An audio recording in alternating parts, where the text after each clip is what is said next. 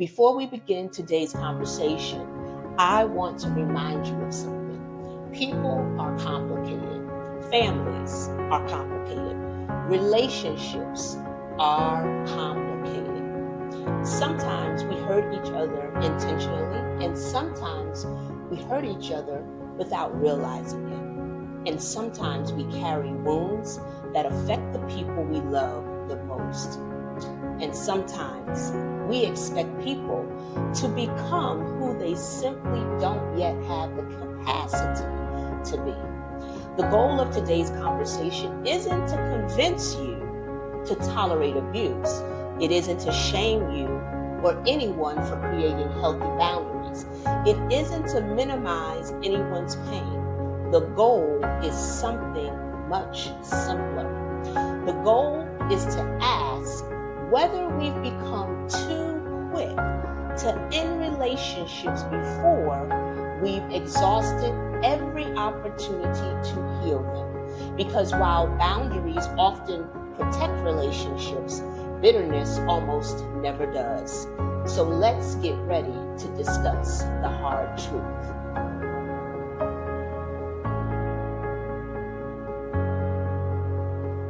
All right, we're going to take a quick break, go get you some water, stretch, and make sure you come right back so that we can continue this conversation.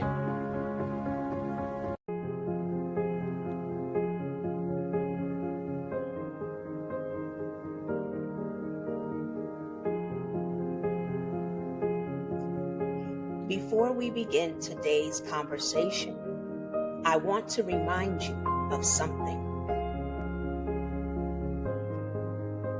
You are not your worst mistake.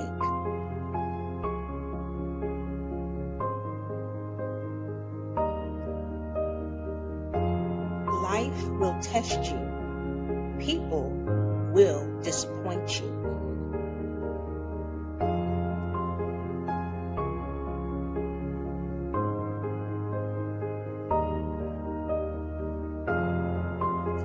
None of those things have the authority to define who you are.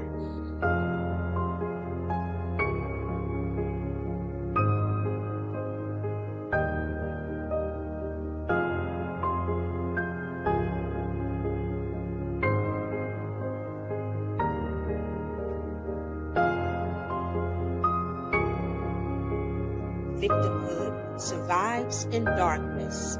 Freedom grows in truth. Let's get ready to discuss the hard truth.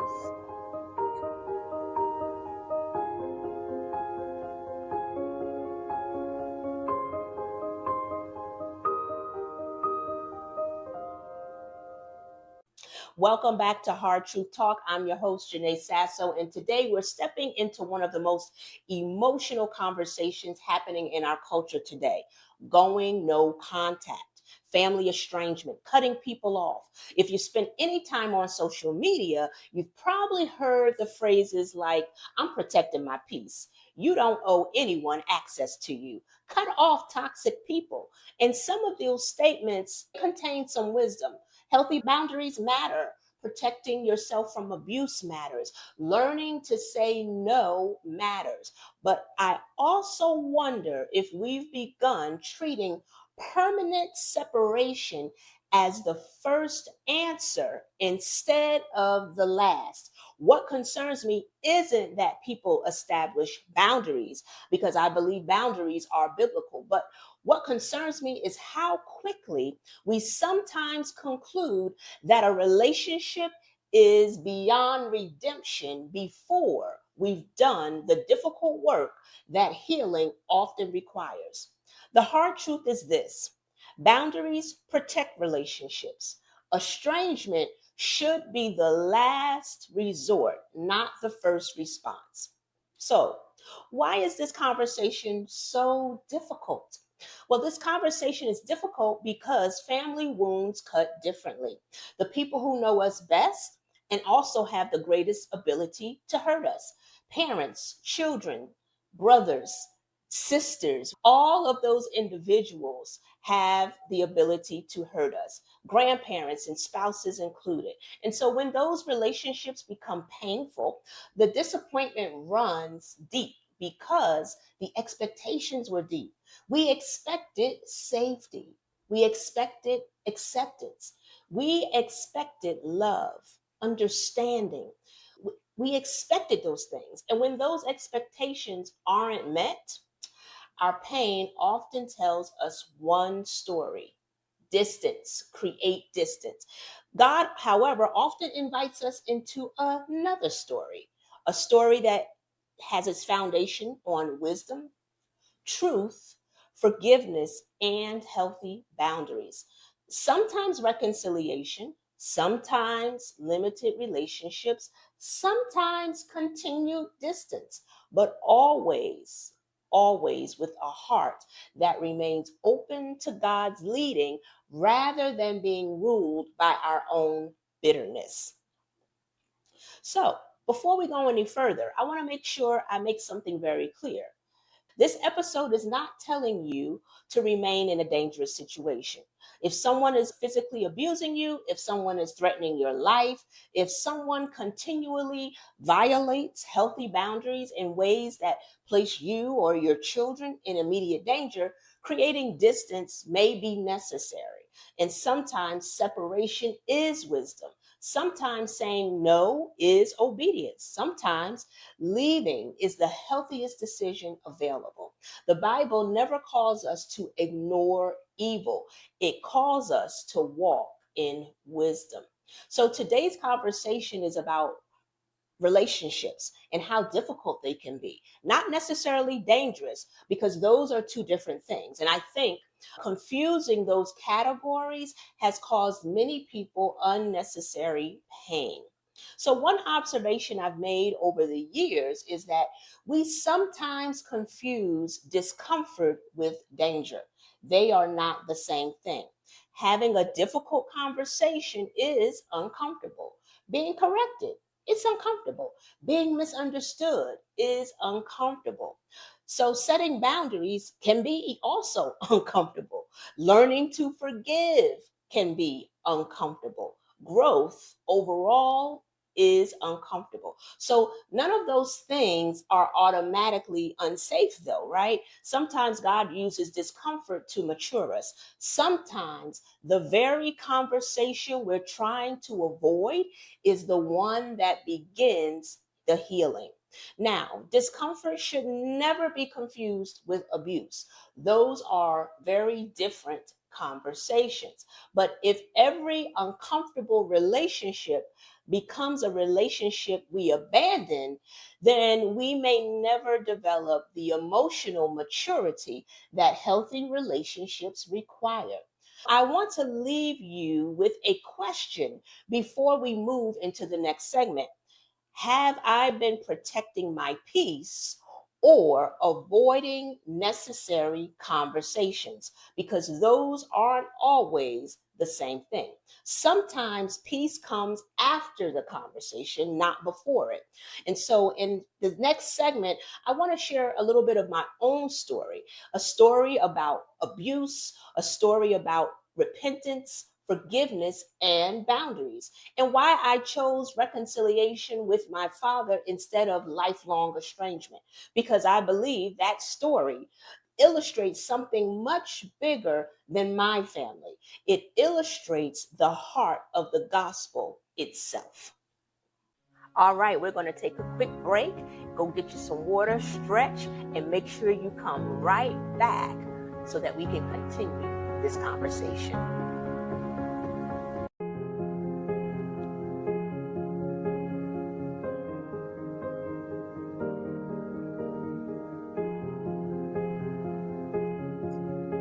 Before we begin today's conversation, I want to remind you of something. You are not your worst mistake.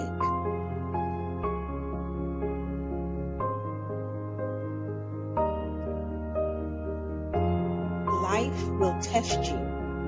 People will disappoint you.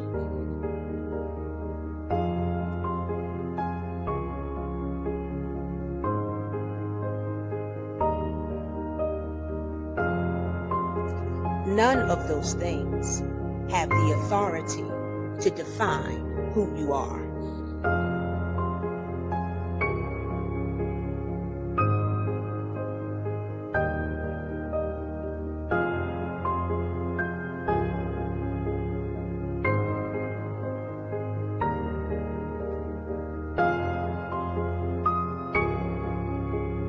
Victimhood survives in darkness. Freedom grows in truth. Let's get ready to discuss the hard truth.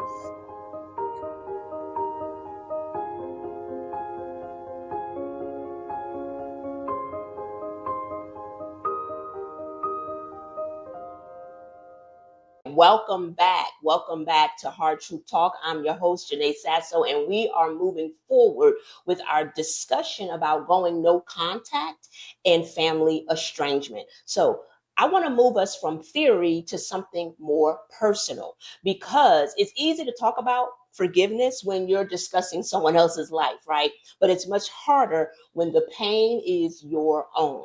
And so many of you know parts of my story because I share tidbits in different episodes. I've walked through much tragedy, much trauma, all the things that life brings us, whether we expect it or not.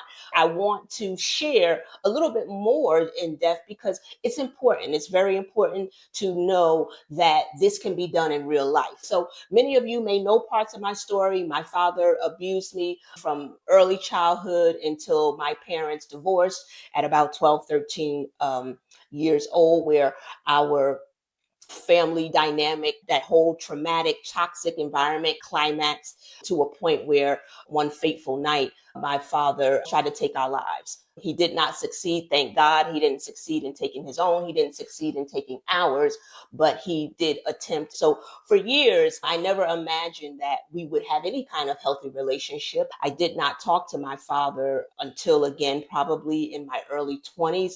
So if you had asked me years earlier from that, if I would think that reconciliation were possible, I would probably have said no. I mean, um, I hated my father. I didn't want anything to do with him. He had caused me so much pain. So I couldn't imagine how could you repair a relationship with someone that brought you so much brokenness and hurt you so deeply? But then something happened because God began working in both of our hearts. I left home at around that 12, 13 age, went off to a boarding school, and I kind of explained in previous episodes that was God's rescuing of me and removing me from that environment and placing me into a different environment so I could understand that the life I was living was not the life that I would have to continue to live, and that there were other ways that people were living in other family dynamics. Sometimes we can stay in an environment so long that we believe that that's all there is, or that that is normal or natural until we encounter new people and new environments. So I believe that the Lord had removed me from that situation. I share my testimony in a previous episode about the supernatural way that that occurred because it was not of my choosing or my doing. God used and worked through people to help facilitate that. It was during those years, and I'm sure during my father's years, after, after he lost his family, realizing what he had done and to what extreme, and being shunned from the family and going through his own uh, type of situation with all of the ramifications that come with losing your family, losing employment, that the Lord was able to work on both of our hearts in preparation for us to reconnect at a much later time. So God began working on both of our hearts, and eventually God caused us to cross paths and reconnect. And it was at this time that we reconnected. It was right at the time that I had met my husband. So I was getting ready to get married, and I believe that marriages are impacted by one's upbringing and relationships with their mother, relationships with their father. And I believe the Lord knew that in order for me to have a good relationship and marriage with my husband, to raise healthy children, I needed to get that wound my father wound healed. So at this time, when I reconnected with my dad, I had met my husband. We were planning to get married. And God just knew that I needed to heal that part of my life with my father so that I would not transfer that pain onto my marriage or into the rearing of my children. And I would at least be aware of the wounds that I still had and how it might influence my interactions with my husband. So we reconnected somehow. I don't even really honestly remember how that happened. I was not looking for him. He was not looking for me, but we don't have to worry about how things happen. I like to say that's really none of our business. That's God's business because He is sovereign. When He wants to do things and work behind the scenes, He is more than capable, and He's going to do what He feels needs to be done to align us with His plans and with His purposes. So we came together. It didn't happen all of a sudden that we just became so close. I was concerned about who he was. He didn't know who I was anymore because honestly, he missed out on a big part of my preteen and teen years, right? So we were both very different people and we had to get to know each other again. So he apologized, not because someone pressured him, not because I begged him. He came with a genuine repentant heart because at that time, he was in a pretty low place in his life. Life has a way of bringing about humility in us all, right? So I believe he was in a very humble place in life. He didn't have much going on at that time, and life had really beaten him down. And he really had time to reflect on what he had done and the toxic environment that he had created and the abusive environment and just the magnitude of the pain that he had caused his family and the people around him and even himself. I don't believe my father ever wanted to lose his family. However, he did not have the tools or the ability to know how to get help. And this is another thing. We have to also remember that therapy and all of this diagnosing that we do today, that was not really a part of our everyday culture back in the day. I think my mom was almost a pioneering woman because she actually embraced therapy. That's how I learned about going to therapy and even knowing how to have the language to even ask or decide if I needed therapy. But she was a very few. She was not a many. We didn't have the mental health awareness that we have today. So when you are talking about being estranged or separating, you also have to recognize that the people that you may be wanting something from or change from may not have the tools, may not have the capacity because they may have grown up in a time or an era where that just was not a part of everyday life. And it most definitely was not. So I wasn't even looking for my father to go to therapy. I mean, that just was not a part of our culture. So I didn't ask him, did he do his work? I didn't use any of these labels or things to try to diagnose him. I just know he caused me and my family extreme pain. I wanted the pain to stop. He left and we were estranged and I was at peace and working on healing and growing from that situation until God saw fit that it would be a good thing for us to reconnect. So he didn't apologize because he had all the language and the tools. So I don't want people to think that he was like just this super self-aware person. He was not. He had to learn to be, and that actually would have taken him even more of a lifetime. He didn't really have that much longer to live. We didn't know that at the time, but he didn't have time to learn to be self-aware and all that kind of stuff. I do want to mention that just because he had a repentant heart doesn't mean that his apology erased what happened. Repentance doesn't erase the consequences, right? Healing still is going to take time. Trust still has to be rebuilt. Recovery still has to happen. So repentance opened the door. It made me feel comfortable to engage with him again and to learn of him again because I only knew him as the monster he was when we were growing up. So an apology doesn't instantly rebuild the house. It doesn't automatically make the person that you hurt welcome you with, open arms and just want you to give you all this access because that definitely was not the case. He did not have complete total access to me. I would stop by and occasionally check in on him and see how he was doing. Eventually, we may have a cup of coffee. Eventually, we may sit on the porch. It was just a process. Apology doesn't automatically and instantly repair a relationship. It is simply the open door. And I think that's where many people become discouraged, because we are expecting that one conversation is going to undo years of pain, and life rarely works that way. Healing, folks, is a process. It's usually a process. Yes, I totally believe in instant healing, but when you are talking about abuse or toxic behavior or pain that one has endured for year after year after year after year, as I did, those wounds are going to run deep. And instant healing just may not be part of the prescription. Even though we go through difficult seasons in life, God can take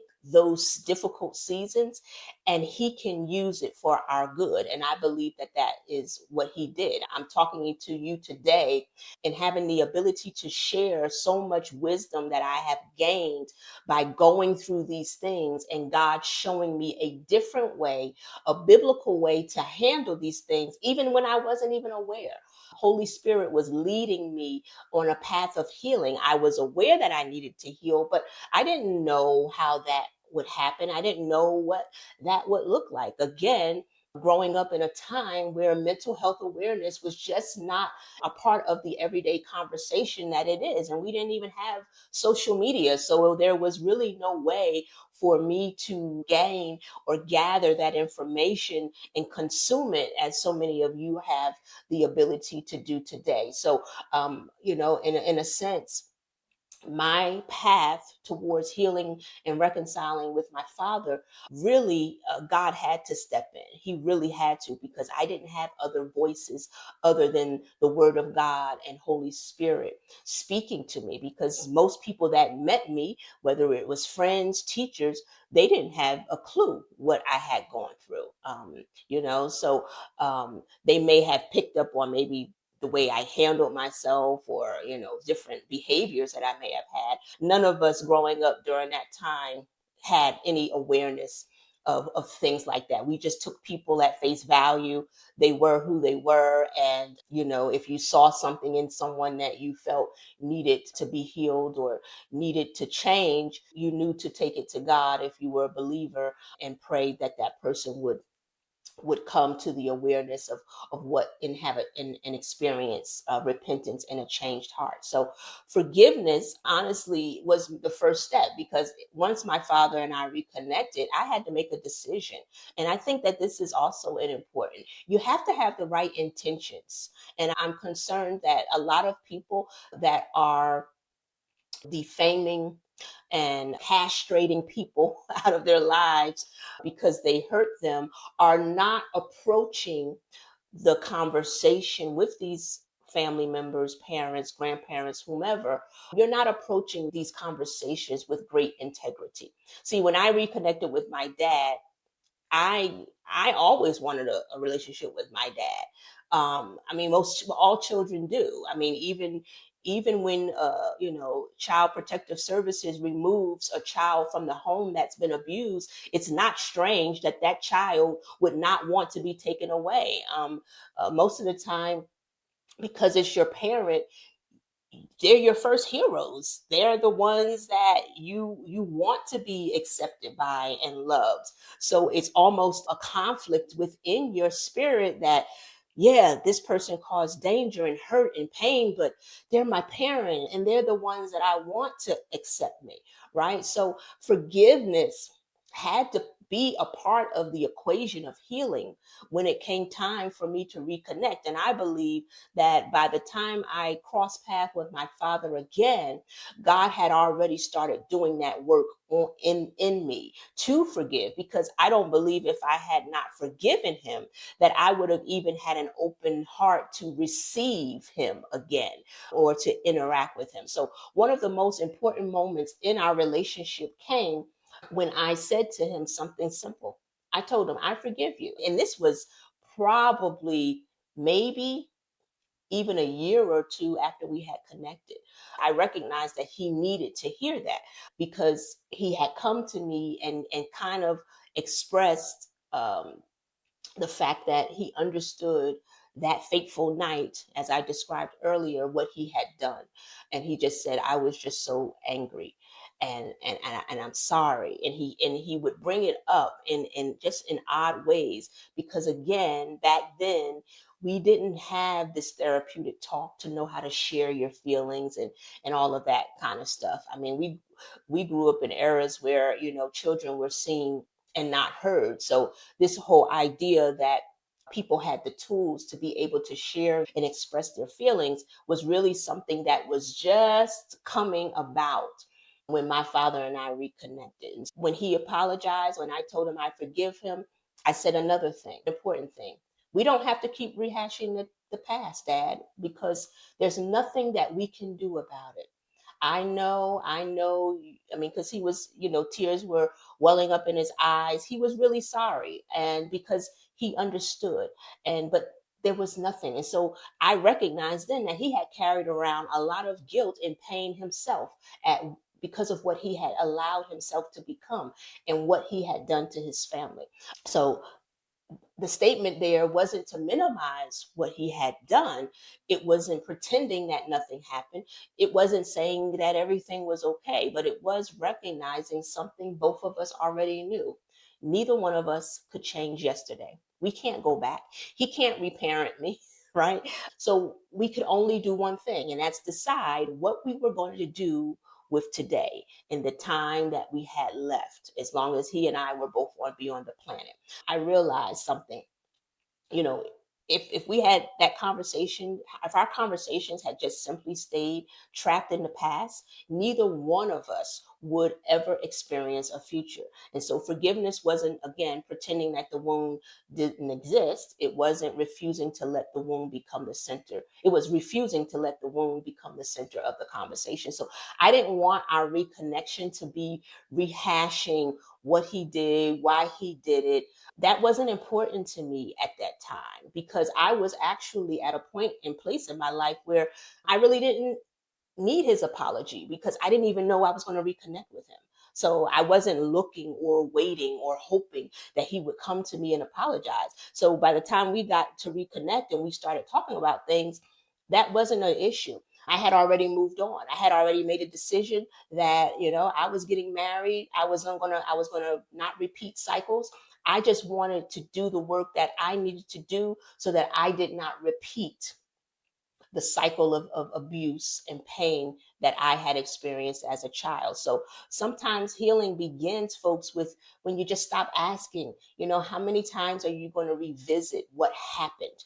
And you got to begin instead to ask, what do I want from our relationship to become from this point forward? Okay, so the past was the past. I had to think about, what do I want our relationship to become from this point forward? If we're only going to live in the past, we'll never be able to embrace and live in the future. So you really do have to come to these conversations with a sincere heart, one that really wants healing. I think some of us don't really want healing. We get addicted to the drama because we like the attention, and we like how our pain can be used to control and manipulate and to punish other people. And you've got to be careful with that, because that is definitely not of God. That is actually what we call witchcraft. When you're trying to manipulate and control someone else through different tactics and things that are not healthy for either one of you, right? It's not healthy for you because you're holding on to the past and you're not allowing healing to begin, and you're trying to control and manage someone else. So keep that in mind. So let me be clear, of course, just because you forgive doesn't mean you remove every boundary. Obviously, I mentioned that. My father and I didn't start off just having tea and crumpets, every day. It was a process, but I did have to approach that relationship with a heart and a mindset of that I had forgiven. And in order to protect and preserve that relationship, healthy boundaries became even more important. I was no longer the frightened little girl that he once knew. I had grown. I had healed. I had found my voice. I could speak up for myself, right? When you're a child, you are subject to the decisions and the behaviors of the adults that are in charge of you. You have no control over that whatsoever. But once you are an adult, once you are an adult, you have no excuse. You can speak up. You can decide if you want to heal. You can decide if you want to grow. You can establish clear boundaries. You can communicate those boundaries. And my father respected that, because those things matter. And so healthy relationships require mutual respect. So boundaries are not punishment. And some people, my father probably could have seen it that way, but I don't believe that he did, because I didn't present it to him as a punishment. There's an old saying, it's not what you say, it's how you say it, right? So you can be assertive, you can be forceful, you can be firm, but you don't have to punish or make someone feel as if you are doing this out of spite or out of deviancy, right? You want to just communicate that these boundaries are important to preserve the relationship so that there's not a violation that happens or occurs that, further damages the relationship. So you want clarity. You want to give a person the ability to know how to move forward. So, you can use the phrase, this is how we move forward in a healthy way. This is how we're going to move forward from here, right? Instead of, you can't do this to me. And I don't ever remember going to my father during that time with this just this desire to just be disrespectful and to just degrade him. I didn't have that in me because that wasn't my intention. Remember, I didn't even know I was going to reconnect with him. I didn't need his apology. It didn't matter to me at that point. I was perfectly fine. I was happy. I was moving forward with him, with him, or in or out of my life. I had a very different mindset, I believe, than many people may find themselves, because the pain and the bitterness was no longer ruling me, right? That wasn't the motivation. That wasn't the drive by that time. I had been healed from that part. So sometimes you do have to examine whether this is the appropriate time to reconnect. I'll share a situation that happened with my sister, who we were estranged for some years and we didn't talk either. And it wasn't her decision, it was actually mine. And I'll talk about that in just a moment. But you want to make sure that your boundaries don't exist because you hate the person or you're bitter towards them or you're resentful. That can't be the motivation. The motivation has to be that they exist because you value the relationship enough that you want to protect the relationship. I don't want to give you the opportunity to further damage the relationship because it is fragile. If my father had raised his voice at me, or if he had done something that took me back to that day, because I believe for a time I suffered from PTSD, because I would date some guys, and when I dated them, if they did something or said something that resembled what my father had done to me, oh my gosh, I lost it because it took me back. So the boundaries are very important. So even when dating came, I recognized I could not allow a man to do certain things because that just was a red flag to me. It just wasn't going to work. The goal is really to allow your boundaries to create a healthy environment so that that relationship can thrive. But the key is you have to have the right motive, right? You're only going to do that, and you're only going to create boundaries from a place of based on your motives, right? And not out of the bitterness, the hatred, the anger, because you're trying to punish the person, right? So I never felt like I wanted to punish my dad by the time we reconnected. So one thing people have asked me is, why did I allow my father to know my children? Well, my answer is pretty simple. My children are not tools. I don't use my children as pawns. I set clear boundaries with my dad about how I rear my children and how he is to interact, because the reality is we all have what I call default settings. Okay. My healing was simply that I had to learn how to override my default settings. And what do I mean by default settings? You are influenced. I don't care what you believe. You are influenced by what you see, what you hear, and what you experience. Okay. I understood that children that are abused can sometimes have a likelihood to grow up and become abusers themselves. I remember hearing that growing up. And so I was at a time, I was actually concerned that having children might put me in a position where I would possibly become an abuser myself. So I did have a hesitancy around having children and having a family because I didn't trust myself. I had not yet learned that you can override your default settings. So we all have these default settings. So my father was no different. I didn't ask him if he went to therapy. I didn't ask him if he was going to seek counseling because that wasn't even a part of that culture at that time. So that I didn't, we just didn't talk. That wasn't an option. That wasn't a tool that we understood was going to be available to him, right? So I had to set my boundaries. And I specifically remember I ended up, my father and I had reconciled so much so to the point that he actually came to live with me and I took care of him till he took his last breath. He was there when my children were, toddlers and infants and growing up. And so, babysitting was fine. But again, if I saw him behave in a way that I knew didn't fit my values and what I wanted, I immediately stepped in and said, "Nope, we don't do that. That's not how I do that in my house. That's not how I handle my children. This is how I handle my children." And he respected that. So I wasn't telling him he couldn't discipline my children. I just explained to him that there was a way.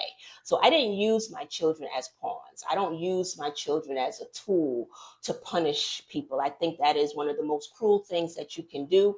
All children, I mean, my grandparents, first of all, my grandparents were so important in my development and in my overall survival during that time, that I would never think that the best case scenario would be to keep my children from their grandparents. My grandmother was and my grandfather were, they were everything to me. So I would never even imagine withholding that possible experience. Everybody's, grandparents relationships may be different, but my relationship with my grandparents was very on my maternal side was very special to me. So I would never even imagine uh trying to figure out, how I can keep my children away from my father. That just never occurred to me. So that doesn't mean, of course, that every situation looks like mine. You may have to keep your children away from their grandparents because of abuse or danger. And so obviously that's, to be expected. I would never tell someone to keep your children in harm's way. But every family is different, every story is different, every risk is different. I'm just simply telling you my story and how that has unfolded. So once repentance occurred, once boundaries have been established, once healing has begun, I just didn't feel the need to continue to punish him for who he used to be. He wasn't the same person. He was older. He was more self-aware because he had lived long enough to feel the impact and the consequences of his decisions, because his decisions didn't just impact me, they impacted him as a person.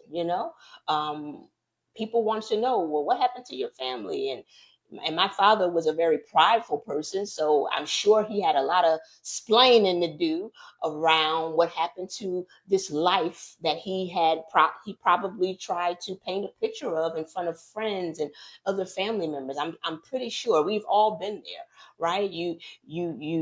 That's why divorce can be so difficult because, when you first start out, the person that you marry, you're telling everybody how wonderful they are and how in love you are. And then when it's time for the divorce, now you've got to explain to the people what just happened. Oh, he cheated on you. Oh my gosh, or whatever the case may be. It can be very embarrassing. It's a very humbling time because you recognize just how fragile life is. And so I'm very sure that my father had a lot of explaining to do from the people that he had come in contact and had had in his circle over those years to explain what happened. So you're not going to be standing in front of the same person that raised you when you were a child. Very different. Maybe the person is even aware that how they raised you was not the best. I'm pretty sure. As a parent myself, I can look back and I can say, you know what, I could have did that better, or I wish I had that opportunity again. We all um, can think of things in areas of where we didn't do it exactly the way we thought it would be the best, right? But as a parent, there is no manual. You are learning on the job. And all you really have as a point of reference is your upbringing. And so that's why I talked about the default setting. So he wasn't the man that he had been years before. And so that allowed me to have freedom because forgiveness had already been released in my heart by that point. So sometimes people think forgiveness means trusting someone immediately. It doesn't. Some people think reconciliation means pretending that nothing happened. It doesn't. This is where I think we also confuse several different words. And understanding these differences, it can completely change how we approach broken relationships, right? So forgiveness, reconciliation, restoration, trust, closeness, these are not the same thing. So we're going to talk about each one. Forgiveness is something that I choose. It releases the other person's debt to me, right? So I didn't go to reconnect with my father because I needed him to apologize. I had already forgiven him. I had already released him. Forgiveness is refusing to keep collecting interest on yesterday's offenses. Okay. So again, you have to go into these broken relationships. If you genuinely want to repair them, you have to go in with forgiveness. Reconciliation requires two people. It requires repentance. It requires humility, honesty. That's that integrity, communication, a willingness to rebuild. One person cannot reconcile alone. So you have to go into this with a particular mindset that has a focus, right? Whatever you focus on is what's going to expand and grow. When I reconnected with my father, my focus was on, wow, I get a chance to reconnect with my father. Maybe we can heal this. Maybe he's not the monster that he was that I knew, right? Maybe we can have a conversation as two adults now, right? Because now he's not my authority figure in the sense of parent child. We're on a different plane here. Let's see. And so reconciliation, however, is not restoration. Sometimes reconciliation happens, but the relationship is not going to return to what it once was, right? My father couldn't reparent me. We couldn't go back in the past and he redo everything. No. And that's okay, right? Because um relationships, not every relationship is going to return to its previous form. So we did not reconcile and then have this wonderful parent child relationship. One, because I ended up becoming his caregiver. So I ended up having to oversee him. So the roles actually ended up changing, right? And so as it often does, when you become a caregiver, right? The dynamics of your relationship change. So sometimes healthy relationships are going to just look different after healing, right? Me and my dad, we would laugh. So we were not, like, oh, I love you. Oh, it wasn't that type of mushy, like, I just love you so much. No, we just had a really good, what I would like to say, we developed a very good friendship, a very good friendship. And we laughed. We reminisced about the good times of the past because I also had to, and I think this is important to share. Two things can be true at the same time. And so as I grow older and I start to get into this nostalgia for the past, I stopped one day and I said, Lord, why do I have this nostalgia? How could I have this nostalgia from my childhood when it was so bad? And I had to recognize that two things can be true at the same time. So there were times that I had experiences with my dad that were pleasant. And I had to acknowledge that. See, that's the other thing. Sometimes we want to demonize people so much that we don't even give them credit for what they did do right or what they did do good. Right? So you have to be careful of that. And so our relationship after healing looked different. We were just good friends. I became his caregiver, and we moved forward. And so different isn't failure. It doesn't have to look the same. Maybe, I mean, I wasn't with my father every single holiday meal, every Thanksgiving, Christmas. Sometimes I went, to my mom's and he didn't come or whatever. I mean, it just looked different. So different isn't failure. Just because it doesn't look exactly the same as it did doesn't mean that you failed. It's different is just a reality. And you have to learn how to accept that, right? We also have to remember that trust isn't just given. So I didn't just give over trust. I didn't just say, oh, my dad is just a wonderful person now. No, we had to work on rebuilding that. Just because someone apologizes once doesn't mean that they have a true changed heart. And it also doesn't mean that they even know how to be different, right? Remember, everybody has a default setting. And if you're doing the work of growing in self-awareness and understanding your wounds and wanting to break cycles, and then you're gathering the tools and the resources that are required to help you do that, then you can start to override your default settings. But you have to, how do you know that? You don't know that about a person when you are talking with them. You don't know if they've done their work. And I'm not here to judge him either. I wasn't judging my father. I didn't, again, we lived in a different era. I didn't go to him and say, did you do your work? Did you go get your therapy? Because I'm not talking to you unless you did your work. And what did you learn in therapy? First of all, therapy is a very private thing unless you are going to therapy with the person to work on your relationship. Um, that's just to me a very intimate thing, and it's not something that you should use as a tool to examine someone or diagnose someone or to badger them about who they're becoming. Because when I went to therapy, nobody did that to me. I went to therapy, nobody even knew I went to therapy. I did not look for the validation of my feelings. I knew I had been abused. I knew I had been hurt. I didn't need anybody to justify that for me. What I needed was to figure out, how do I deal with this pain and how do I heal this wound so that my life is not permanently impacted in a negative way by my experiences. I just wanted freedom. That's all I wanted. I didn't care how it came. I didn't care if he apologized, didn't apologize, because I was wise enough. See, when you stay in the word of God, you develop a wisdom that surpasses all understanding, because the word of God, God gives you his mind on how to see situations and circumstances through his lens.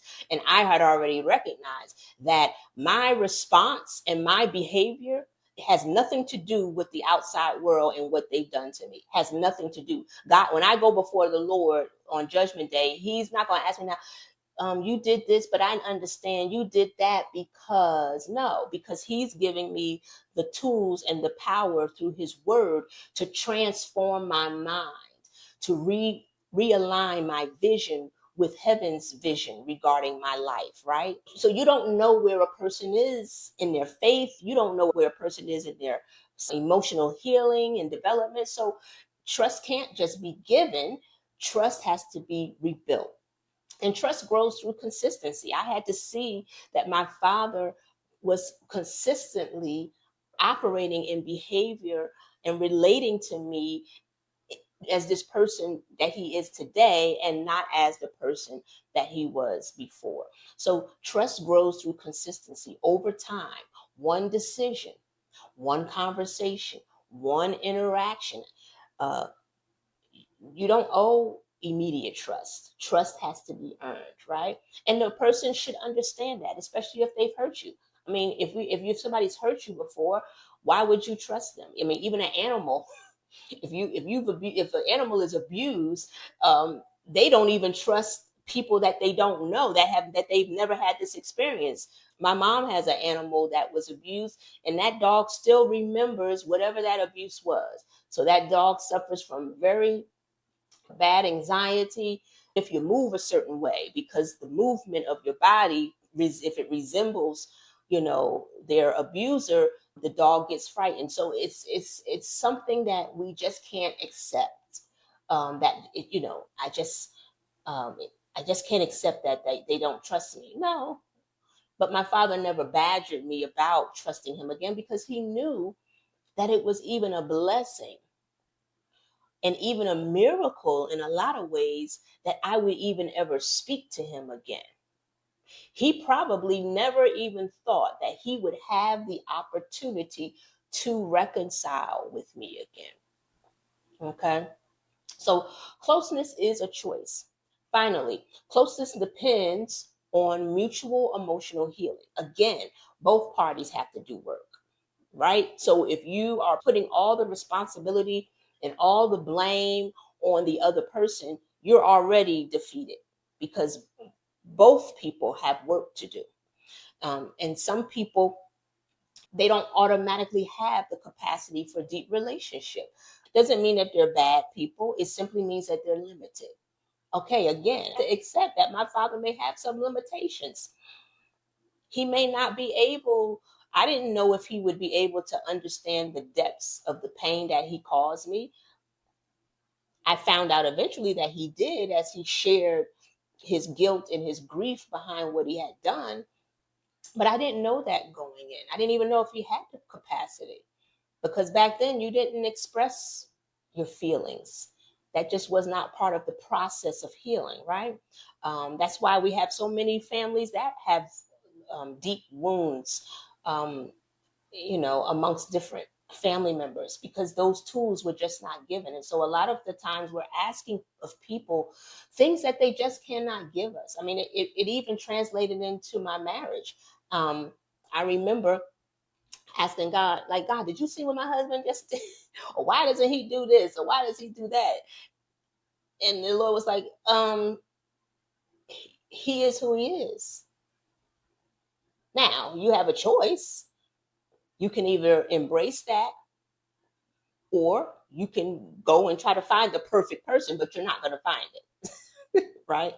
So you have to accept sometimes people's capacity instead of giving up on them. So I never gave up on my dad. I never gave up on my husband. I don't give up on people because they are limited. So the things that I'm sharing and the lessons that I learned, I've been able to apply that to all relationships, because I was a cut off person.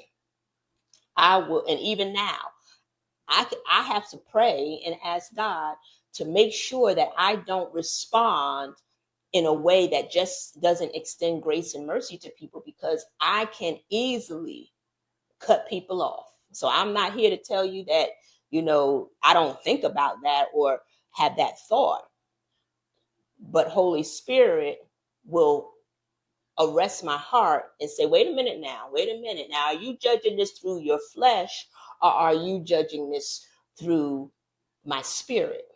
How are you judging this situation? Because that's going to make the decision. That's going to make the determination, right? So you have to accept and be aware of a person's capacity. They may be limited. And so that's part of accepting reality. And accepting reality often creates more peace than trying to force someone into becoming who they are not.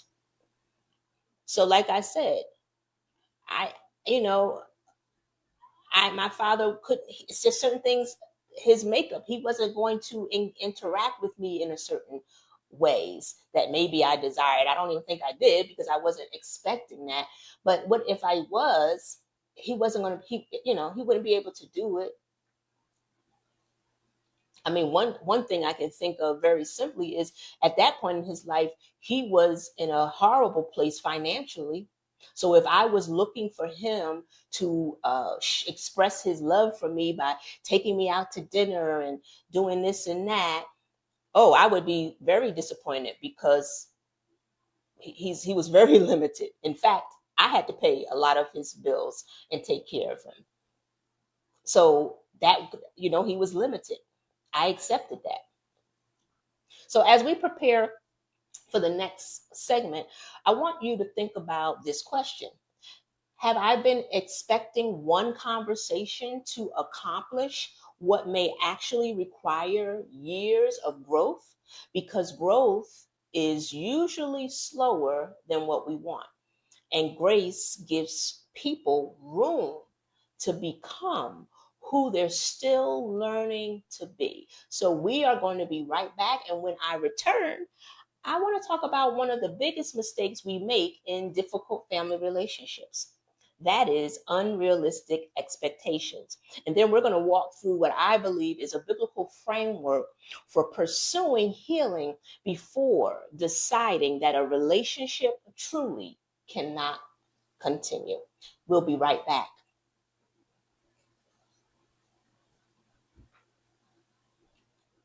All right, we're going to take a quick break. Go get you some water, stretch, and make sure you come right back so that we can continue this conversation.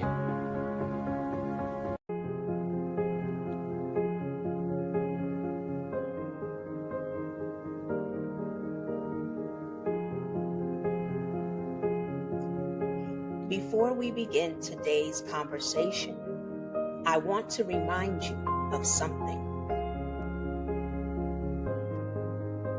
You are not your worst mistake.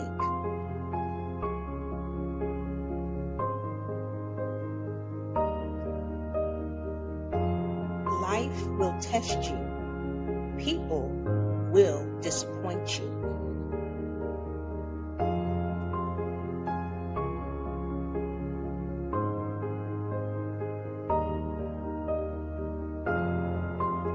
None of those things have the authority to define who you are.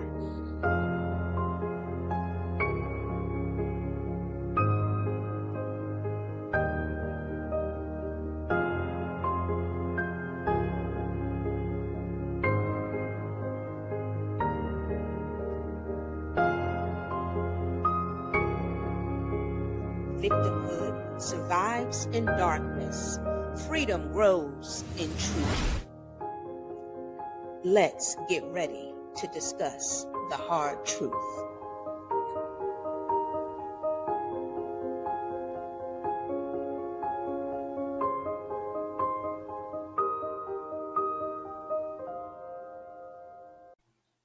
All right, welcome back. Welcome back. Hopefully, you've had a chance to stretch, think, because I know today's topic can be a little bit heavy and very emotional for a lot of people today. So, I want to start off talking about in this segment one of the biggest mistakes we make in difficult family relationships, and that is unrealistic expectations. And then I want to walk through what I believe is that biblical framework that I referenced earlier. So, before the break, we talked about something that many people overlook when it comes to reconnecting and healing relationships. One, we've got to start with forgiveness because it's going to be really hard for you to have difficult conversations about painful events if you don't have forgiveness. Your vision is going to be it's going to be clouded with bitterness. Then there comes reconciliation. And you got to be honest. Do you really want to reconcile with this person, or are you just interested in punishing the person and making them feel just as bad as you do? Then after, if reconciliation is actually your goal, then you're going to want to try to build a bridge of trust. And we talked about how trust is earned over time. And then as we're building that trust, as I did with my dad, then restoration comes. And that's when we became friends. We hung out.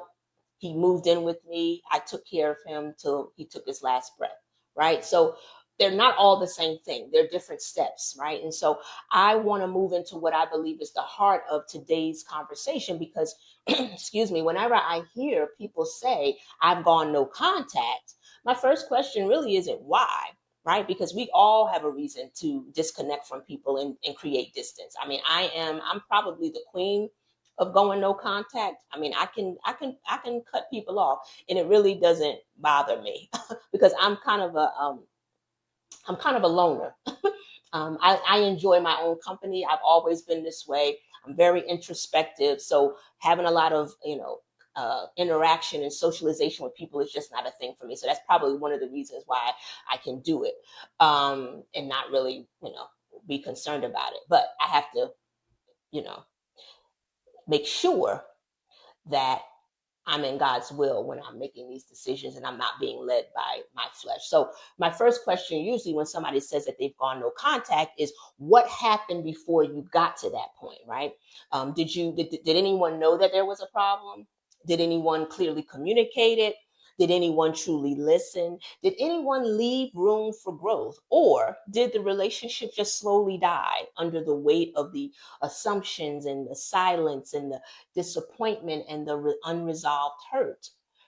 Because what I'm witnessing today is we are holding things over people's heads that they're not even aware that they've, done. It's almost like it's like the jury says you're guilty and you don't even have a trial. You just automatically say nope, guilty. So do I believe that every relationship can be saved? No. But I do believe that many relationships are lost because nobody has taught us how to repair them. So to me, that is really the core of the issue. Is it's easy to cut someone off when you don't have the tools to learn how to repair the relationship, right? Because we don't realize that listening is a skill, conflict resolution is a skill. We walk around as if the assumption is, oh, you're just supposed to know. You're just supposed to know how to do that. No, no, no. You have to actually learn. I remember my mother working in one of her corporate jobs back in the 80s, 90s, and I remember she took a whole class on active listening. I mean, the book was this thick. We found the book maybe a few years ago, and I said, oh my, you took a class. The book was this thick, just on listening, teaching you how to listen.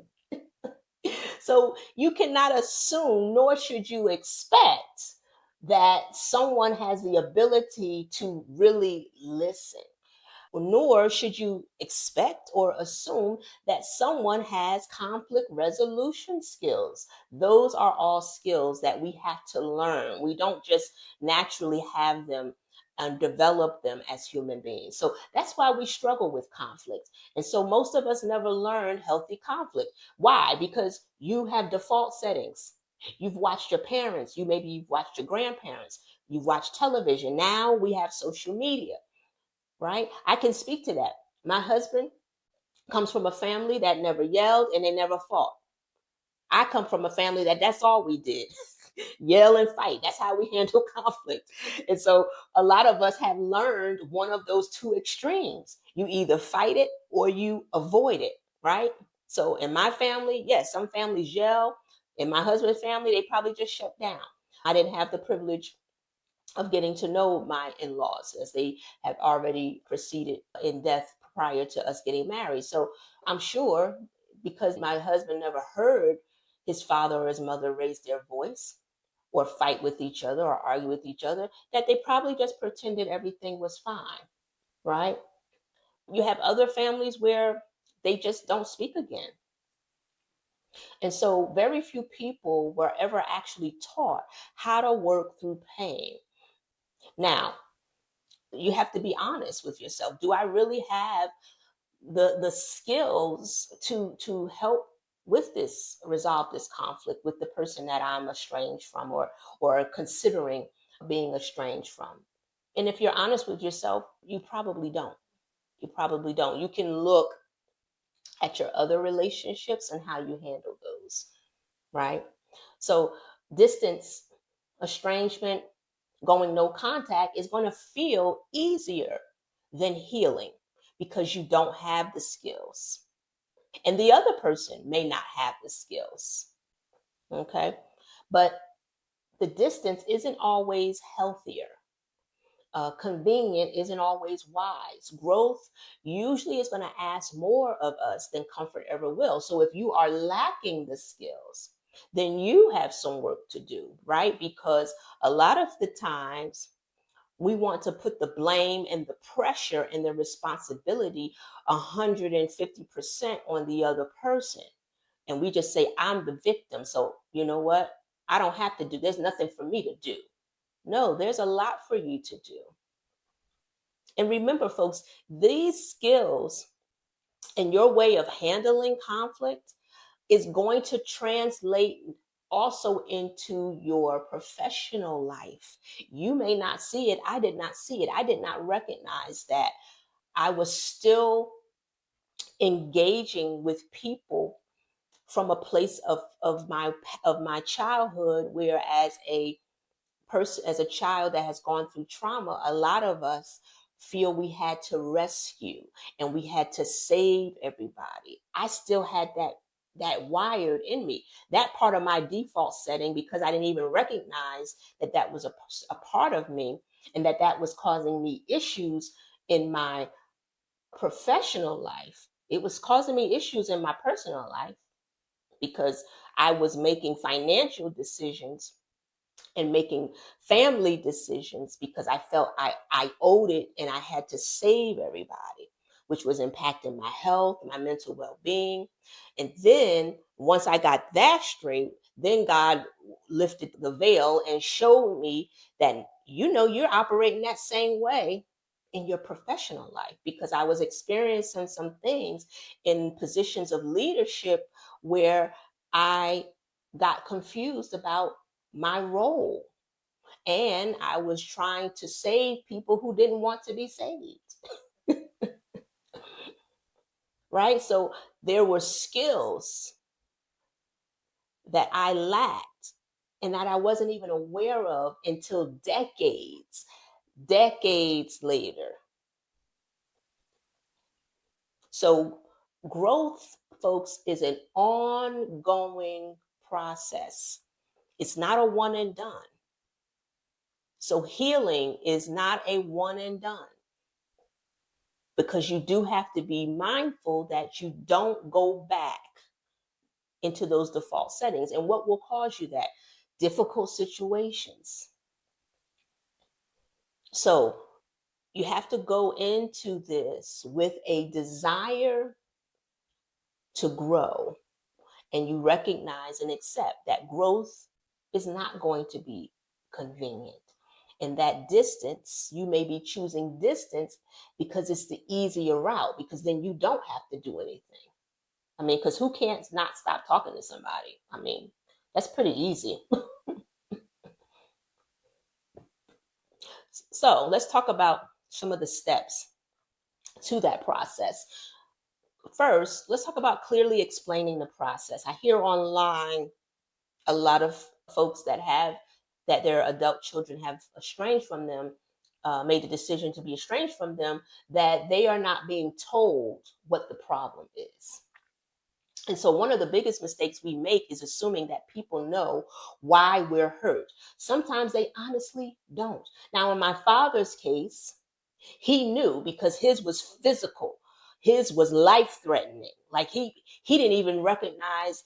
I believe, based on my conversation with him years later about that fateful night, I believe he was having a outer body experience that he didn't even recognize himself, that he didn't even know that he would reach the point that he would even want to take his own family's life. I don't believe he recognized himself. And so in that event, yeah, he knew exactly. But then decades later, I had conversation with my mom, how she hurt me. She didn't know. And I knew she didn't know, which is probably why I never really brought it up, because, I don't live in the past, because I understand people's limitations, and I don't want I'm humble enough to know that I don't really have a right to beat down on people, because I don't have all the answers either. And it may become a time that my children make me aware that I didn't do something that they thought I should do. But maybe I didn't have the capacity at the time to do it. So you have to be careful when, as they say, when you're pointing the finger, you have three pointing back. You have to be careful of that. So I don't go around like, okay, well, this one hurt me, and I have a right to speak about how bad of a person they are. I don't operate in that spirit. So, and if you are operating in that spirit, you need to check that, because even God doesn't operate in that spirit. Once He forgives you, He says He throws it into the sea of forgetfulness to remember it no more. So you got to figure out what spirit you want to operate in. So the person may honestly not know. They may doesn't mean that they're innocent. Doesn't mean that that what they did didn't hurt you. They just don't know, and it means they don't see things the way you see them. So you need to tell them. But here's my advice. I've also heard that a lot of folks are being talked to like a therapist by the person that wants to be estranged from them. No, just speak plainly, like you would to your friend. Use plain language. Don't use words that they've never heard before. When I was reconciled with my father, I did not talk about your inner healing and your self-awareness. He had no idea what none of that stuff meant. That's all psycho language that we have today that we use to try to at least explain or make sense of how we're feeling, even though I think a lot of the times we're using language that we really don't understand. It just makes us sound and feel superior to the person that we're talking to, especially because we know they probably don't know what that means. So we feel like, we're sophisticated. But I wasn't interested. When you're interested in healing and reconciliation, you're not trying to impress anybody. Nobody really cares. And at the end of the day, my father didn't care about that. He probably would have sat there and looked at me like, okay, I don't have a clue what she's saying, but okay. So you don't want to use words that they've never heard. That you don't want to use words that make it look like you're trying to diagnose them. You don't want to use words that sound like labels. You want to explain it like a 5-year-old could understand it. And if you can't explain it simply, you probably don't have enough clarity or understanding yourself. Yeah. So, perfect example, instead of saying, you know what, you're emotionally unavailable. Okay. Well, what does that mean? I need something a little bit more concrete. You might want to say, when I tell you something important and you change the subject on me, it feels like what I'm saying doesn't matter. Right? The one that says I'm emotionally unavailable it makes a person, be defensive because they don't really understand what you're accusing them of. But the other way creates understanding. And so what we also have to remember is that in this process of healing, it's not about winning, it's about healing. And there really there's not going to be a winner. All parties involved win when there's reconciliation and healing. So the goal really should not be to win, it should be to be understood. What do you want that person to know about your pain and what they can do going forward to help not create that experience for you? You want to listen before you defend. So after you shared your pain and you've explained it, then shh, hush, stop talking. As they say, you've got two ears and one mouth for a reason. You should be listening twice as much as you talk. And you want to listen, not listen to argue, not listen to, prepare your response and tell that person off. You want to listen to understand their perspective because you may discover something surprising. They experience the same event very differently. Yes, we all experience. My sister she lived in the same household, but do you know that when we share our stories and our experiences, we have two different perspectives? And in some ways, you're almost like, well, did they grow up in the same house? But she was younger than I was. I was the firstborn. She was the secondborn. I mean, you can live in the same home and have very two different experiences of your parents. Because I received the abuse as the older child. My sister She was abused in a different way. She experienced what I call the aftermath. So the neglect and the just the tension in the home. So you want to recognize that it's not that they're refusing to see it your way, they just experienced it differently. So, but if you're going to heal, then it requires understanding. And so in the book of James, it tells us that we should be quick to listen, slow to speak, and slow to become angry. And if we did that, we could just imagine how different our families would look if we practice just that one verse. Just that one verse. And then if a person doesn't understand, give them an example. But try to avoid words like always, you always do this, you never do that, every time. Instead, give examples. Last Thanksgiving, when we were sitting at the dinner table and you said X, Y, and Z, that caused so and so. During our phone call last week, when you said X, Y, and Z, this is how it made me feel. When this happened, this is how it made me feel. Specific examples create clarity, and it holds you accountable to make sure that the experiences that you're sharing are real, are tangible, right? My understanding also online is that we have a lot of influencers and uh, therapists who are guiding people into what to believe about their parents or their interactions and experiences with their loved ones. My therapist didn't do that. My therapist knew nothing about me other than what I explained to them that happened. And it was so concrete that I didn't need somebody to explain my abuse. If you need someone to explain your abuse, then you might want to, you know, question whether or not you were abused. Because if you were abused, I most definitely believe that you're going to know that you were. There's not going to be a question whether it's physical or verbal. You're going to know the exact words because I can still remember certain things that were said to me. I can still remember it.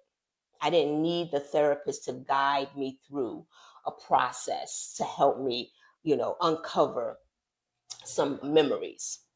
So, because general accusations of things, it creates confusion. And God is not the author of confusion. We don't want to hold people accountable to things that aren't clear because then that becomes deceptive, right? Right? And because people can't fix what they don't understand. And so what I also hear a lot online is that people are being, because the waters are being so muddy and murky, and there's no clarity around events that have occurred, um, it's holding people in limbo. It's like you're holding someone hostage. Like, you did so and so to me, but I can't quite tell you when, but you did it. Hmm, hmm, sounds like a little manipulation. Because if it was that painful and that hurtful, you would be able to immediately describe it and share it. Absolutely. Absolutely. Now, could I remember every single episode of abuse that my father put me through? No. But I also know that your brain has a way of shutting down and erasing some memories. But I do know that culminating evening where all hell broke loose in my household and I had to run for my life because my father went into a rage and was going to take us out of here. So if you are abused, you know, and so you don't have to create this ambiguous scenarios and and hold someone hostage to something that you can't explain to them and they can't do anything about because they don't understand it. The next thing you want to do is you want to have these conversations, you want to paint a picture of healing. What does healing look like? See, so often we explain what's broken, but we don't explain what healthy looks like, because you probably don't really have an intention of healing. You just want to rehash and constantly make that person feel bad about what they did to you. Because if you really want healing, you're going to do your best to try to move to that point after you've expressed where the pain and the trauma entered that relationship. Where did it break down at?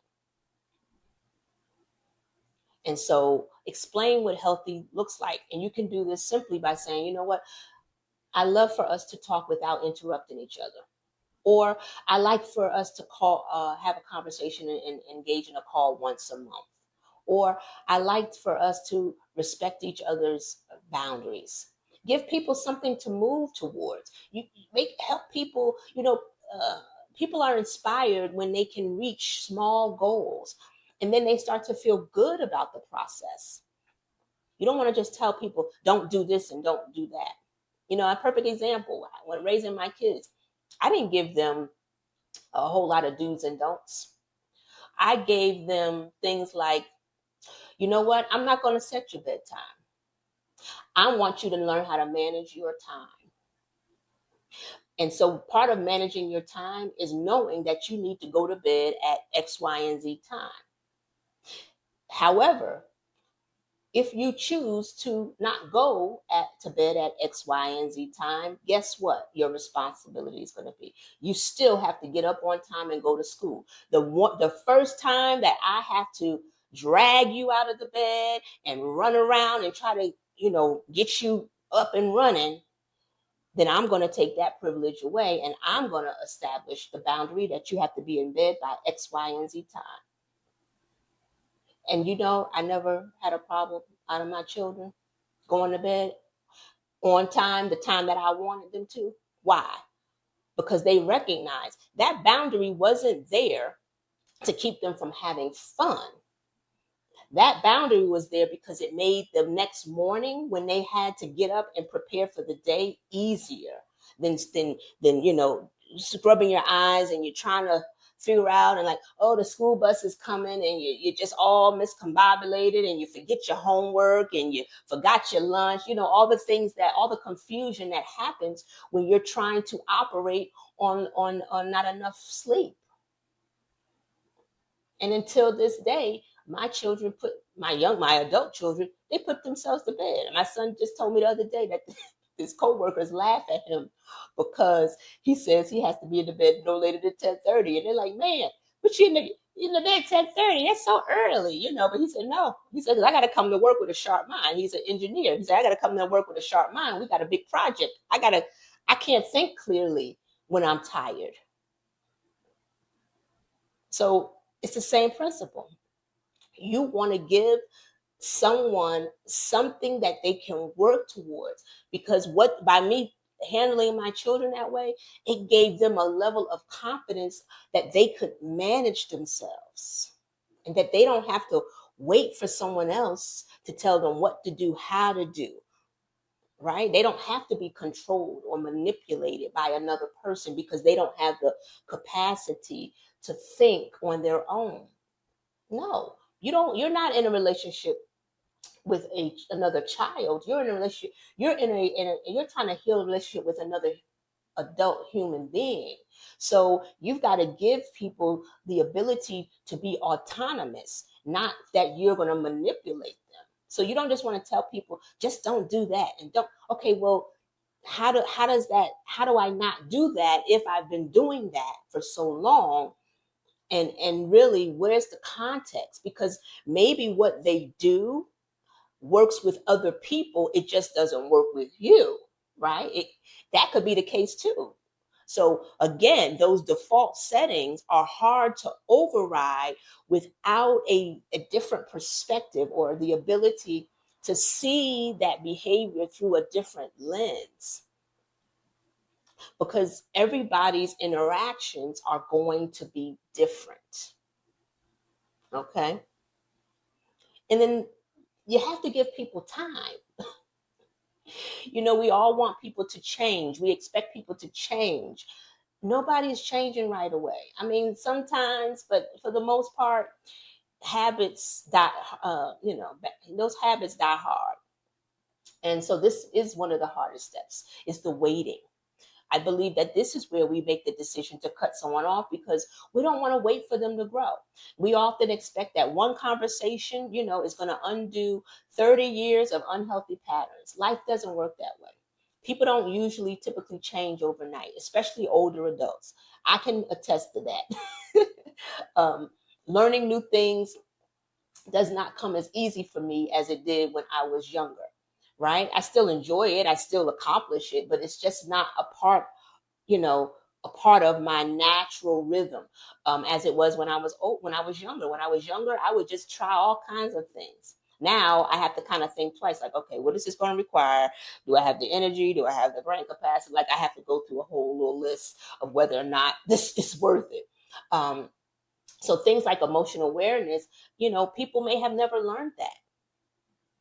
And so their growth and their development and that ability to grow self-aware is going to probably a lot slower, much more messier, much more inconsistent. They may not get it right every single time.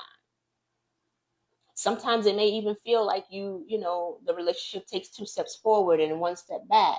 But you know what? Grace leaves room for growth. You can tell when someone is honestly and genuinely trying to make an effort.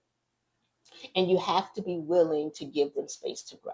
Not because the growth is going to be guaranteed. That's the other thing, When I got married, and I give this advice to many people, don't marry someone based on potential.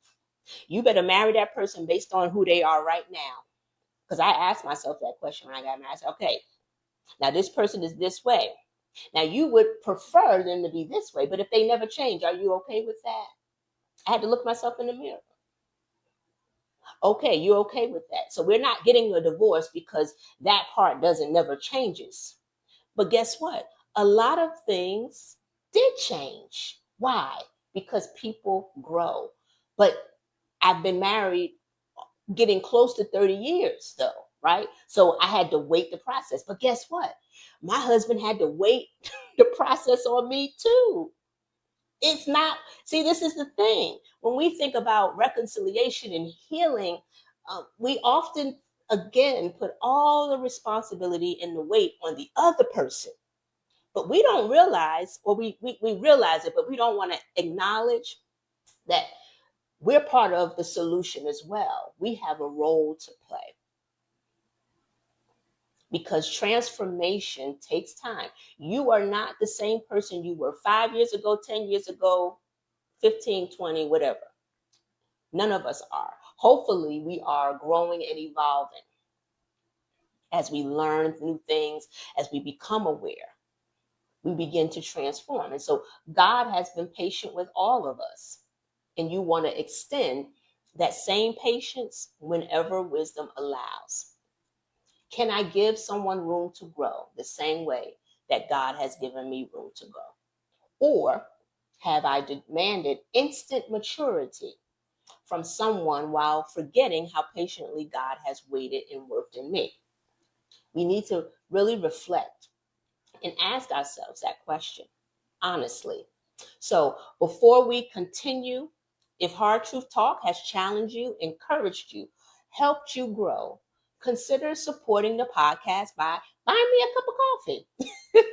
Your support helps make these conversations possible and allows this ministry to continue to reach people with calm biblical truth in a loud culture. The link is going to be in the description, and thank you for being a part of this journey. And when we come back, we're going to talk about something I think is missing from many conversations about family healing. And that is how to address recurring patterns without weaponizing your pain, and why counseling isn't a sign that your family has failed. It may simply be the wisdom your family has needed all along. So we are going to be right back. All right, we're going to take a quick break, go get you some water, stretch, and make sure you come right back so that we can continue this conversation.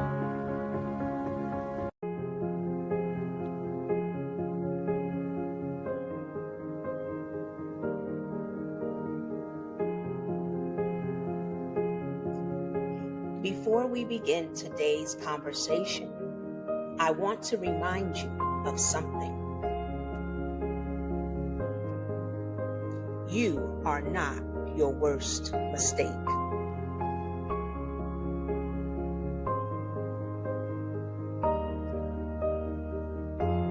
Life will test you. People will disappoint you.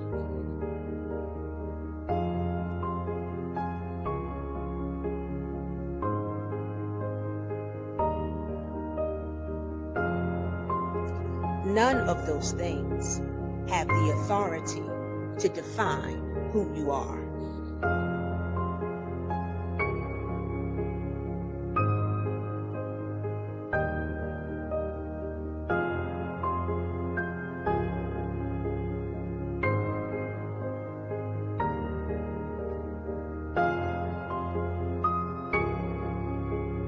Victimhood survives in darkness. Freedom grows in truth. Let's get ready to discuss the hard truth.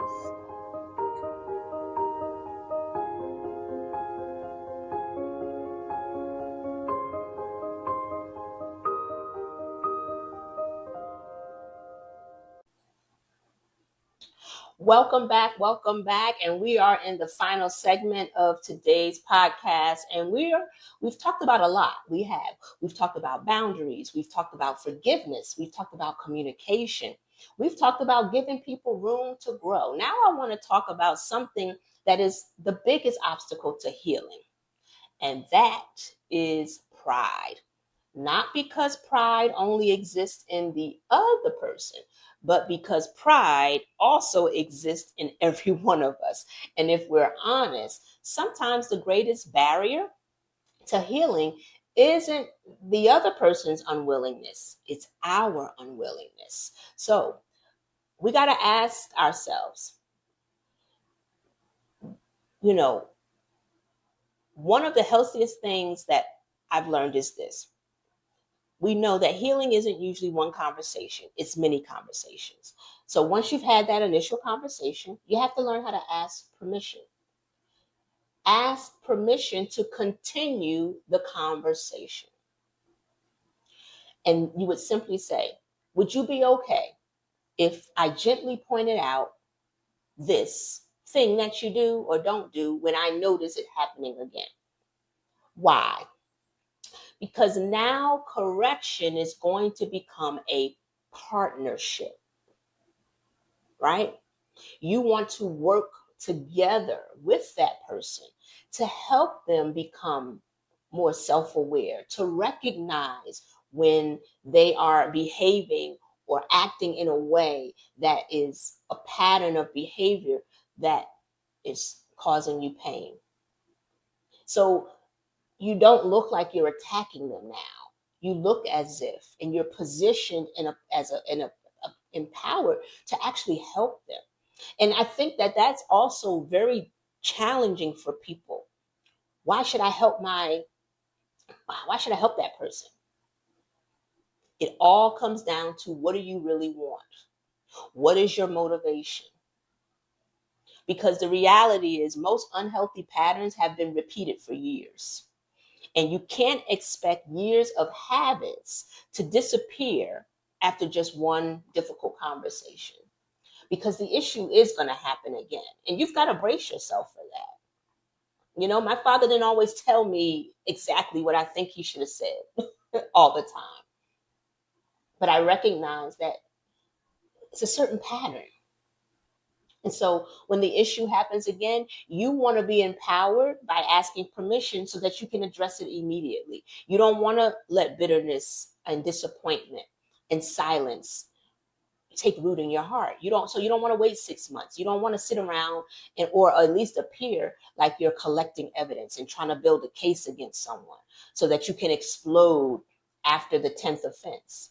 To me, that is a lack of integrity when you do that.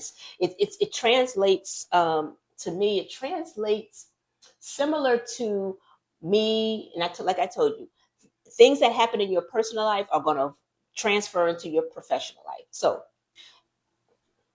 how I had to look at it when, as a manager of people running a business, I always want to operate in integrity. So, when I hire someone, during that little probationary period, I mean, we don't really call it that, but that period of time where I'm trying to decide if this is a good fit for them, and they're trying to decide if this is a good fit for them, I don't wait till they're late 10 times to tell them, you know what, we don't tolerate lateness here. No, that would be, to me, that's not being a person of integrity, because you're setting that person up for failure. Because maybe, just maybe, because somebody might say, well, they should know to just be on time. No, no, no, no. Because you don't know what environment they came out of. Maybe their past employer being on time wasn't an issue. Maybe they worked at a job where they were not, where their time did not have to be managed as strictly. See, I had to recognize, because of the healing that took place in my personal life, I can now handle my professional life in a much more different way and with greater grace, mercy, and wisdom. Because I recognize that person may have come from a job that did not require that of them. They maybe had a job where they managed their own time. And now they've transitioned into an environment that is operating completely different than what they're used to. So if I explode after the 10th offense and say you're fired, that person never had a chance. And that person may even have said back to me, but you didn't tell me, or why didn't you tell me? So I learned how I healed my relationship with my family members and things. I translated that over to my professional life, because I would be a horrible, horrible leader and manager if I didn't get that personal side straight, because I would transition that and transfer that over to my professional life.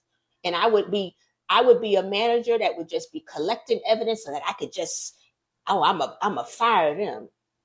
I don't like firing people. It's not a good feeling. And so for me, I like to give people a chance. I'm going to give you a chance. I'm going to extend grace and mercy to you.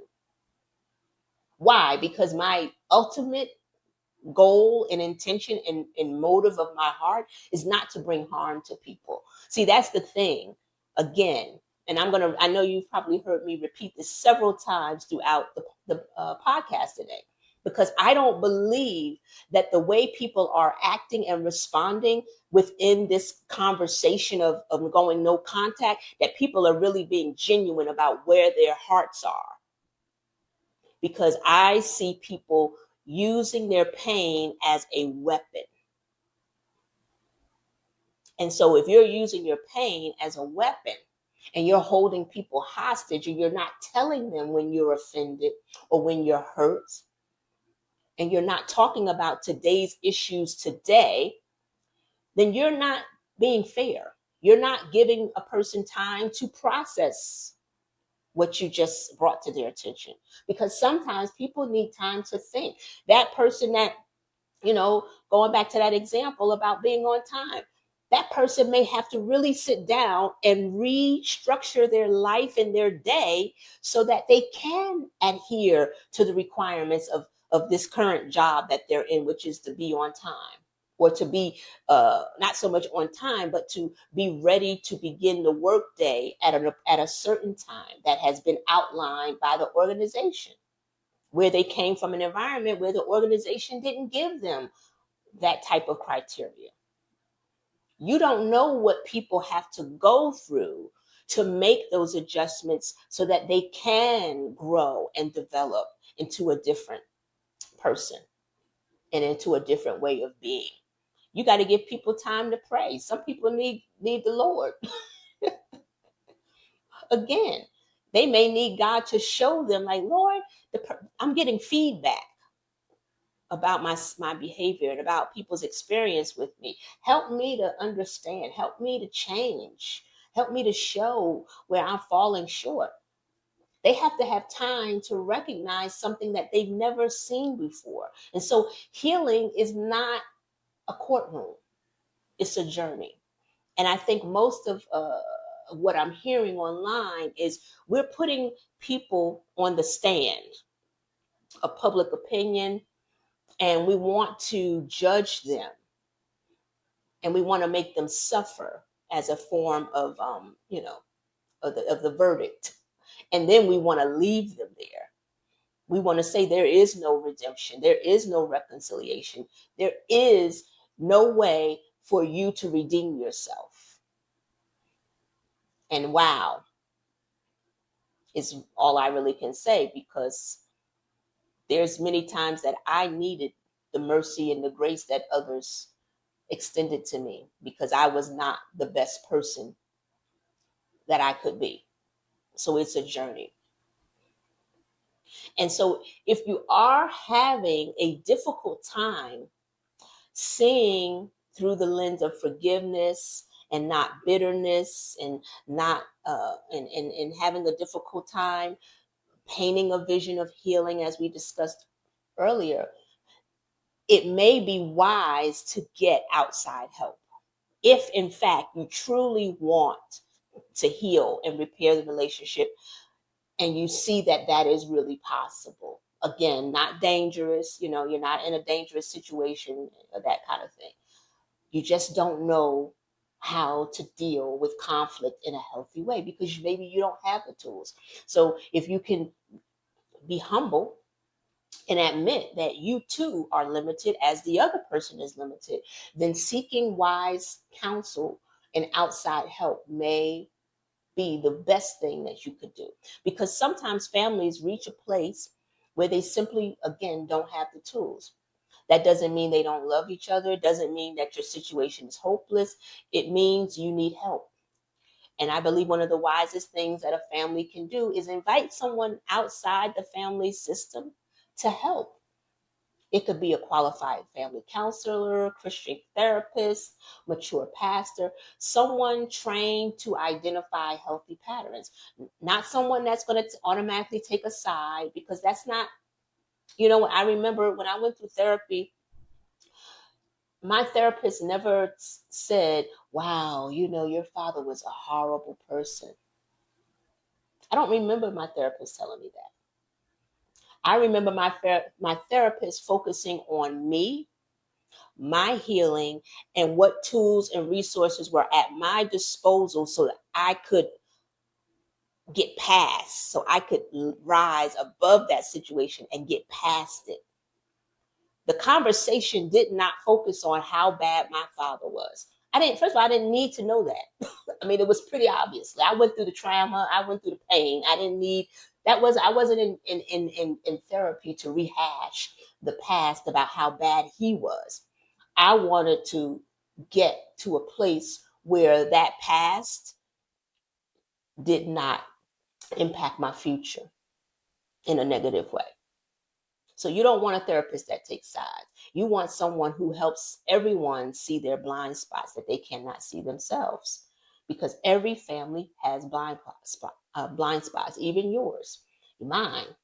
And so sometimes healing begins because someone finally helps everyone speak the same language, right? So if you are being asked to go to counseling, don't immediately reject it. Consider it. It may be the one thing that really helps to get you and your family aligned and towards the same goal. Because again, it is not automatic that we have communication skills, listening skills, or even conflict resolution skills. So don't look at counseling as a failure. It's wisdom. Give everyone grace. Um, it's really hard, but it's necessary. You got to not only give someone else, you got to give yourself, and then you can give others, because growth is going to take time. Healing is going to take time. Changing lifelong habits takes time. As I said, unhealthy patterns have been happening for years, decades. We all have those default settings. We're not going to get away from those default settings without intentionally doing so and then putting into practice the behaviors and the thinking patterns that are required to override those default patterns. And so God has been patient with all of us. He's been patient with me. He doesn't excuse sin, but he patiently walks with us while we're being transformed. And we can extend that same patience to us if we desire to. Of course, not without boundaries, not without wisdom, but with grace. And so I want to say something that may be just as difficult to hear. Sometimes we weaponize our healing. We weaponize therapy language, we weaponize boundaries, we weaponize silence, we weaponize access to grandchildren, we weaponize our pain, and sometimes we even weaponize the phrase, I'm protecting my peace. Healing should never become another way to control people. That's witchcraft. Healing should make us more like Christ. Not more self-righteous, not more superior.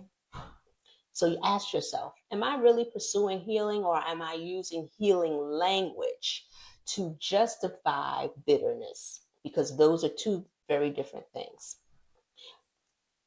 You may be saying you're protecting your peace, but you could be just protecting your pride. And so I want to ask one of the hardest questions of today's conversation. When I say I'm protecting my peace, what does that really mean? Is it the God that's in me that's speaking? Is my heart posture correct, or is my pride speaking? Because sometimes we're protecting our feelings, our hearts, and that can be appropriate, but sometimes we're protecting ourselves from continued harm. And yes, that's wisdom. But sometimes, if we're honest, we don't want another conversation because we don't want to be vulnerable again. We don't want to hear something about ourselves because we may need to change something. We don't want to admit that we also contributed to the conflict. That's where pride. Pride is quiet. It quietly convinces us that everyone else is the problem. Remember, I talked about one finger pointing at others, three pointing back. But humility is going to ask a very different question. Humility is going to ask, Lord, what are you trying to teach me? That's why it was so easy for me to reconnect with my father and to be ready for that opportunity, because I had already went to God and said, God, I need help. Because yes, that person did something to me, but who I've become as a result of it, it's not good. So just like David prayed, search me, O God, and know my heart. See if there is any offense in me, any offensive way in me. That's one of the most encouraging prayers in the scripture. It's the most courageous because it invites God to expose us before we spend all of our energy exposing everyone else. Because healing requires humility, not perfection, humility. So I also don't want anyone to leave this conversation thinking I'm saying that reconciliation is always possible, because it may not be. It isn't. Sometimes someone refuses to repent. They just refuse to change. They want to continue the abuse. The manipulation doesn't stop. And so sometimes your safety, your children's safety is genuinely at risk. And so obviously in those situations, distance, you just may not have any other choice. Or maybe the boundaries have to become stronger. And in some situations, no contact at all may be the wisest and safest decision available. And then it doesn't mean that you failed. It means that you've recognized the reality. So what I'm challenging isn't wise protection here. What I'm challenging is our culture's tendency to recommend permanent estrangement before we've exhausted every opportunity for biblical reconciliation. So as I've reflected on this topic, I keep coming back to one truth. If God required perfection before relationship, none of us would belong to him. So while we are still sinners, Christ died for us. Think about that. Grace came before we even deserved it. That didn't mean that God ignored our sin. He didn't. The cross proves how seriously God takes sins, but it also proves how deeply he loves broken people. That truth should shape how we approach broken relationships, not with naivety, not without boundaries, but with humility, truth, mercy, and hope.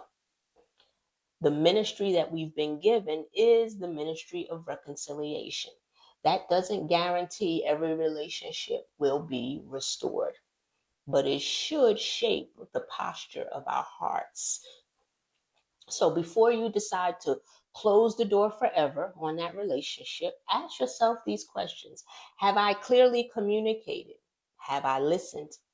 Have I established healthy boundaries? Have I forgiven? Have I left room for growth? Have I sought wise counsel? Have I prayed? Have I honestly asked God to search my heart?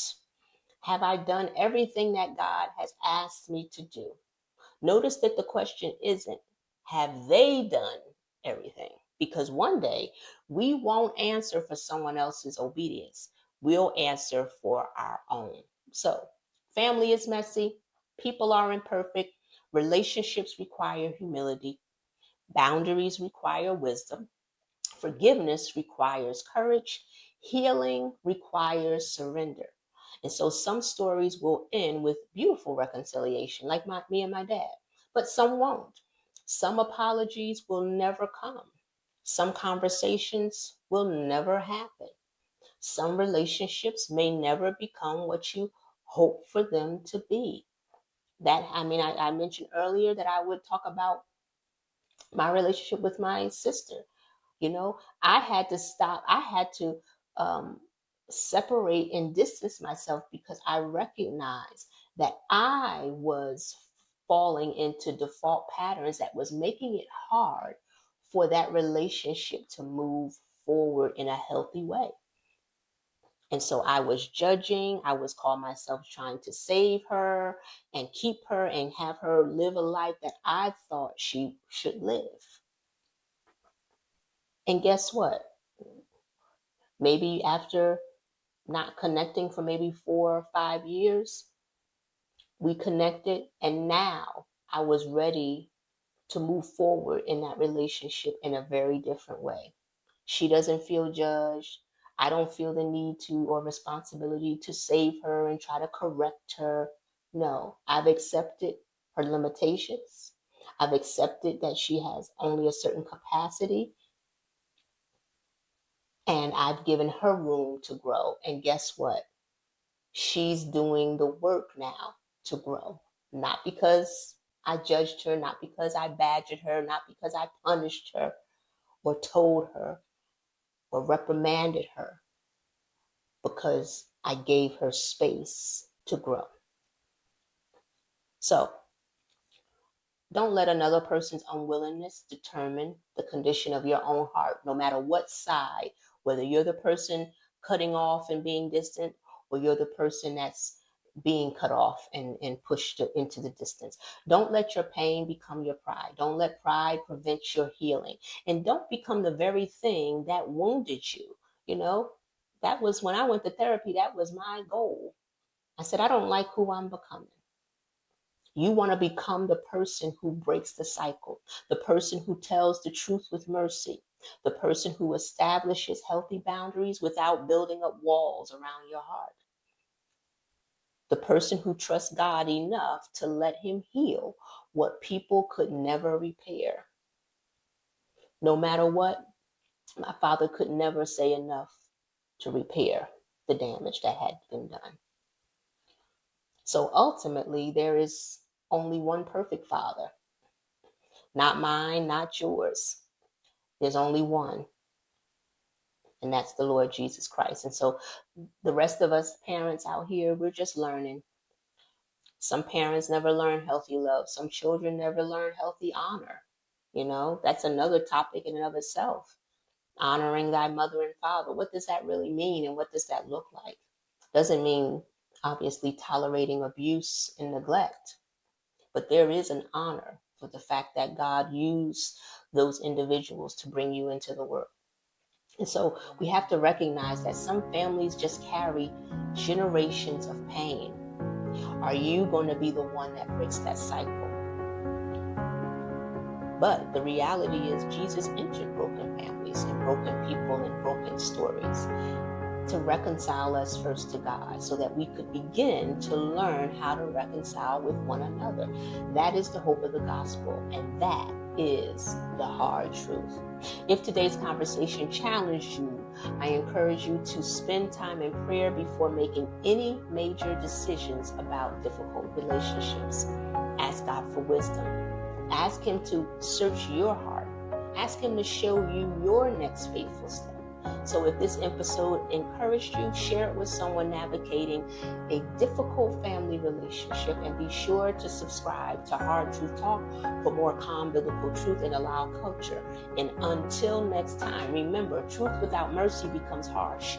Mercy without truth becomes confusion, and God is calling us to both. So be kind, keep it classy, and I will see you in those comments. Till next time.